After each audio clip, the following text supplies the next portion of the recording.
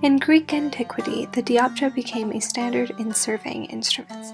Its multiple applications and portability made it a useful military tool. However, all we know about the invention is through literary accounts, as there are no existing remains. Among the many variations of this device, perhaps the most referenced source is Hero's Dioptra. His device uses a simple disc engraved with two diameters at right angles. Placed through the center of the disc along one of its diameters is a comparable sighting bar. At either end of this bar are two sighting plates with focus holes and slits that allow the user to narrow focus and improve accuracy. Surprisingly, heights and distances were calculated through geometry instead of trigonometry. Most notably, Julius Africanus applied the dioptra in two standard military tactics. These were how to discover the width of a river without crossing it, and the height of a city wall without approaching it. A besieging commander would use this information to construct a pontoon bridge of the right length or a siege tower of the right height. However, Hero's application of the dioptra is rather different, and has less practical value in the real world. He concentrates on finding height and depth, which would better benefit aqueduct engineers or other relatively small problems.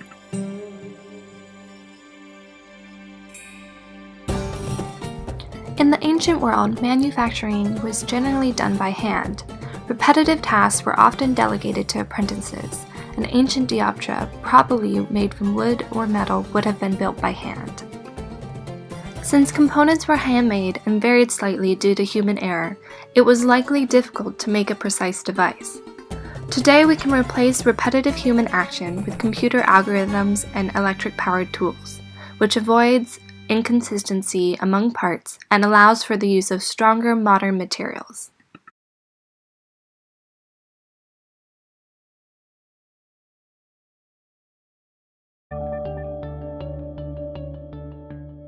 To create our dioptra, we chose to use opaque white acrylic, hardboard, and 3D printed parts, which were cut out and printed based on a template, which we modeled from Hero's description. Here we prepared the material for the laser by determining its precise thickness and measuring its dimensions. Most parts for the dioptra were manufactured using a 50-watt BLS 4.6 laser cutter. Multiple power and speed settings allow the same laser to cut through and etch into multiple materials of varied thickness. Laser cutters are effective tools for creating two-dimensional shapes with high accuracy.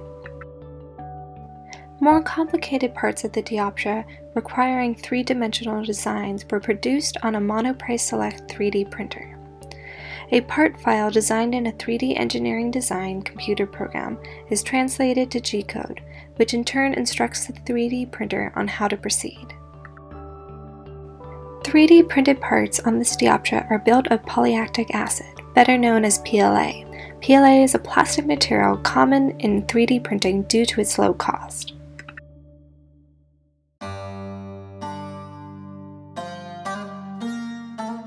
With our completed dioptra, we ran some tests to determine accuracy. Here we see the dioptra hung vertically. This setup would be used to measure the height instead of depth of an object.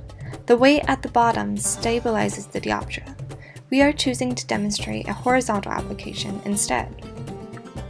In a horizontal setting, the dioptra would need to be placed on a stand to allow the sightings to measure up with the desired location. In this case, we chose to measure to a pile of rocks. To find the distance to this location, we need to triangulate similar triangles. By placing a rock at the midpoint, we can determine an equal distance in the opposite direction. Using the sightings, we can mark out a right triangle and reflect that to the side we need to determine. With these measurements, we now know two sides and an angle of the unknown triangle, which allows us to determine the missing side. Here's a closer look at the rocks we positioned to aid in our measurements. Our horizontal distance measurement gave us a distance of 284 inches, with an uncertainty of plus or minus 4.5 inches. The actual distance was 286 inches. Accounting for errors in measurement, this put the actual distance within our uncertainty range, proving that our dioptra can effectively determine distances in the horizontal measurement mode.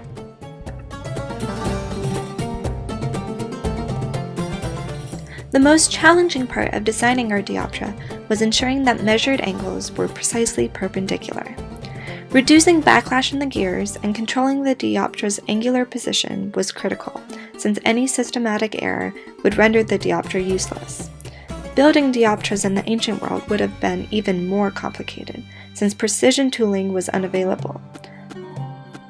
However, precisely manufactured parts and calibrations would have been just as vital to ancient surveyors as modern.